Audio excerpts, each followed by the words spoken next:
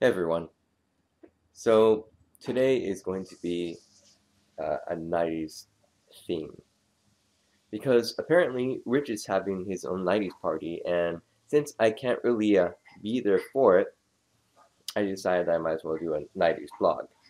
And so here's my Macy's 1995 shirt, and somewhere in here is my actual name. I don't know exactly where it is, but I thought that was kind of cool. Back in 1995, I was actually in 8th grade, so it was actually my last year. And yes, I do have a picture of myself. See if it'll focus. Yeah, that's me. As you can see, I look a little different than I did back then. Anyway, back in the 90s, we had more cassette tape type things, which probably to a lot of you seems very odd, or maybe some of you don't even know what this is. But it's more of an analog way instead of using CDs. But CDs did exist in the 90s. Even in the early 90s. This is Real McCoy Another Night. This used to be one of the #1 songs that came out. This was like, what, 1994, 95? About the same time Ace of Base Beautiful Life came out. Right around there. Speaking of cassette tapes, this is the dual cassette tape, I guess you could call it boombox, that came out back then, and this is what I used to record the radio. In fact, that's all I pretty much used to do, is just listen and record off the radio. I didn't really buy cassette tapes back then because I was listening for mixes and remixes. In fact, back in the 90s is when I got into techno, because it sounded so different from everything else that I started asking people what it was. I'm like, well, what artist is it? And they're like, well, it sounds like techno. I'm like, really? Are they good? And they're like, no, it's techno. It's a genre. I'm like, well, what's a genre? And so that's where I got my introduction to techno and dance music and stuff like that. Yeah. As you can see, it still works. Anyway, also from 90s, they started to release a lot of different things on cassette VHS, and this was one of them. I had to pick this up because they had it at Blockbuster Music. Or actually, it wasn't even Blockbuster Music, it was Music Plus, and Blockbuster actually bought them out. And I guess that was more from where I was. Music Plus, I don't think really expanded that much, but yeah. So this was before the X-Men from '95 cartoon. This is actually from the '80s, but it got released in the '90s, and so I had to pick this one up. This is like a one-shot. This is the reason that you have action cartoons. Yeah. Aside from Goosebumps that used to come out, because I don't have any right now with me, there is. This is why I picked up Christopher Pike, The Last Vampire. It was 1 through, I think, 6, and they're still re-releasing them with different covers on them. But it was just a nice alternative from Goosebumps. Yeah. Anyway, other things came in the 90s. Well, I know this was from the 80s, but I actually got this during the 90s, so I guess it's counted as Nintendo. Which is funny, because I only have the blast. I don't have the controller or the system. The system is elsewhere in storage. I couldn't get it out in time. Another thing I would play is the Sega Genesis, and these are the cartridges, amazingly. Yeah. Ninja Turtles and Hyper Stone Heist. Which was an okay game. I preferred the Tournament Fighters. 16-bit. Wow. No, yeah, 16-bit. NES was 8-bit, and then Sega Genesis came out with theirs, and then you had the TurboGrafx 16, and to compete with that, because Sega Genesis, I believe, is still only 8 bits, they came out with the, who they came out with? Because I want to say Sega CD, but the next thing that I can only think of was the 32X, and that, of course, has 32 bits in it. And I guess it was more of a bit war, because everyone kept trying to one-up each other. And later on, which is where some of the, like mid-90s, I guess you could say, was when they had the PlayStation. And of course, they never had a PlayStation until later on. But the PlayStation itself sounded very strange because it's not such a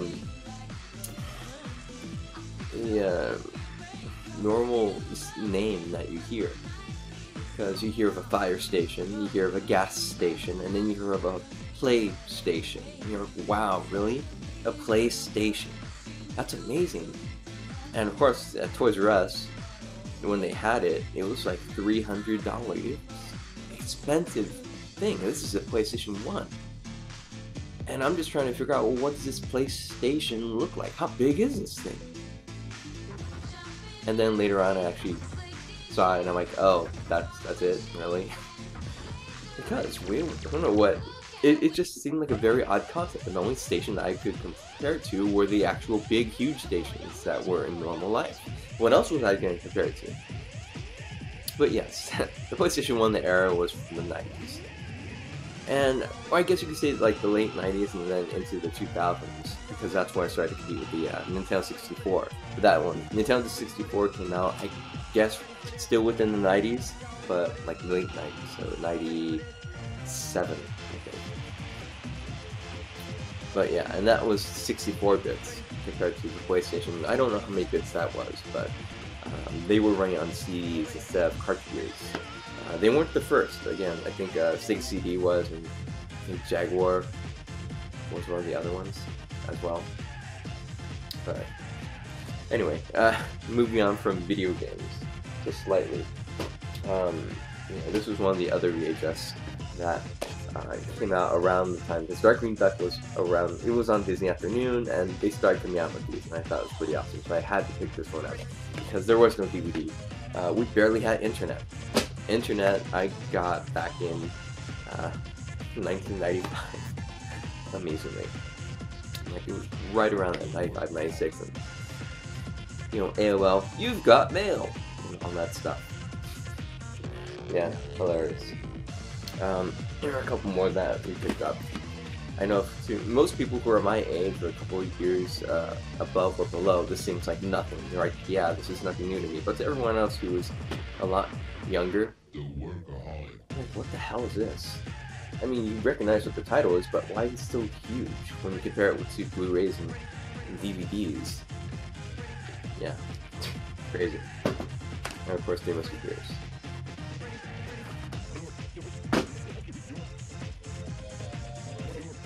This is 2 Unlimited, get ready for this. Everyone used to call it the X Mix, but it's called the Bits and Pieces Mix.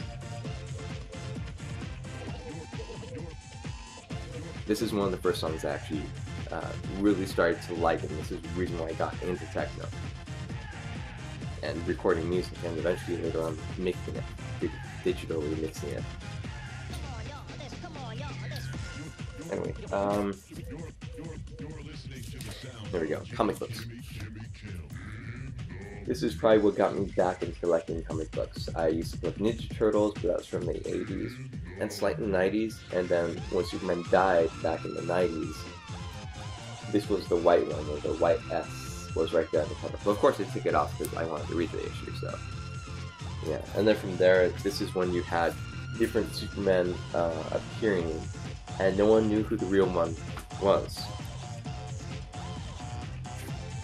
Fair way to put it, because this is kind of what Bell was like. You had a Superboy, you had a Cyborg, you had Steel, and there's another guy who they don't show who had a visor. But he still looked like Superman. Yeah. This is the guy who you guys didn't see. This is one of the other ones where he almost just about comes back. But I'm pretty sure he comes back in this one. Anyway, it leads up to that one, and then the issue after that, just to show everyone that he's actually returned, is this one. Which I thought was pretty cool. Man, he's back in that time it was. Anyway, after the whole Superman thing, I died out of comic books, and later on, I got into Buffy the Vampire Slayer. When the show came out back in, what, 96, 97? Yeah, it's pretty awesome. So I started collecting these. I have more of the art ones than the photo ones, but I thought that these are a lot better anyway. There you go, no glare on that one. Alright, right now, these aren't even worth anything because it came out with Season 8 on comic book form, and from there, the value of them disappeared. Here's something. Garbage Pail Kids. Doesn't that look awesome? I don't know why they discontinued it. Anyway, these are again from the 80s, but I bought this, I told you, somewhere in the 90s, and I'm not even going to try the chewing gum that they have inside that stick. Yeah, that's okay. No thank you. This is one of the other things that came out in the 90s. I'm just going to take this off because I want you guys to see some of them. There used to be these things called comic cards. Marvel Universe Volume 1, 2, 3, and 4, and so on. But DC also put out their own. These are kind of what they look like. They have their own kid sticks and stuff in the back as well. And this is what kids would trade. I thought that was pretty cool.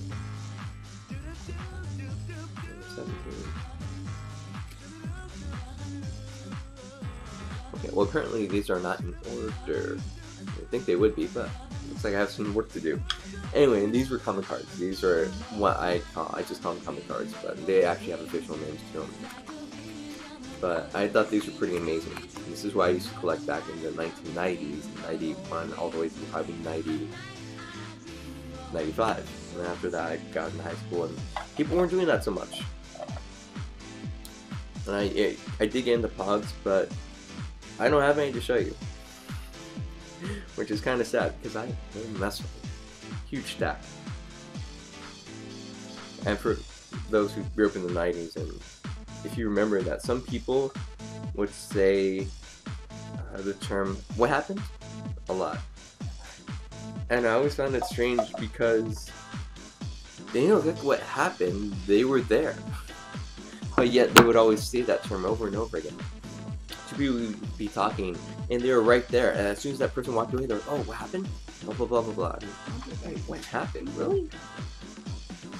Alright. Here's another picture of me from the 90s. Let's see if it shows you on there. 1992. That's me.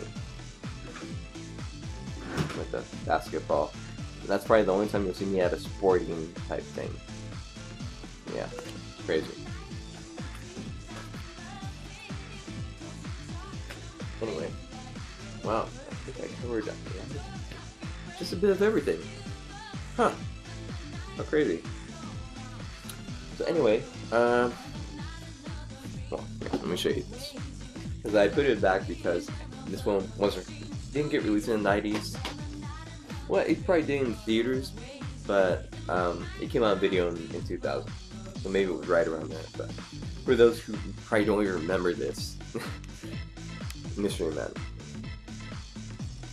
I know, it's weird. A lot of people didn't like it. I, for one, I kind of liked it. It worked for me, but I haven't seen any H's because I don't have a VHS player anymore. And for those who are wondering what the heck a VHS is, that's what that is. I have no, I was gonna say ADAT. Wow. I'm making audio for some reason. No, I don't have any beta tapes. See, my family, we didn't have a VHS player for quite some time, and then later on, we actually got one after we started recording TV shows and all these other things. But, yeah, we couldn't, it's not that we couldn't afford it, but we chose to, my parents handled money differently. So, it wasn't until, you know, the prices came down on these, and then we actually got VHS player and figured out how to use it and record shows and things like that. And in the 90s is when pagers, probably everyone's forgotten about them, pagers became somewhat popular because there were no cell phones, period. People were more outgoing in that sense because all you had were cartoons, video games, and that's it. Cable, sure, but that's it. Nothing's really constricting you to stay home. Even with the internet there, people weren't always constantly online. Not until Napster came about and then everyone like sprung up online. And yeah, that was pretty crazy. But yeah, people were more outgoing. You'd actually see people walking around and going through different places. It was really amazing. Very different from how it is right now. If you walk down the block, you don't see anyone at all. If you walk down like 10 blocks, chances are you see people like riding by, but you don't see anyone playing outside. And that's one difference, because everyone's stuck playing video games on computers, doing something digital instead of actually going outside.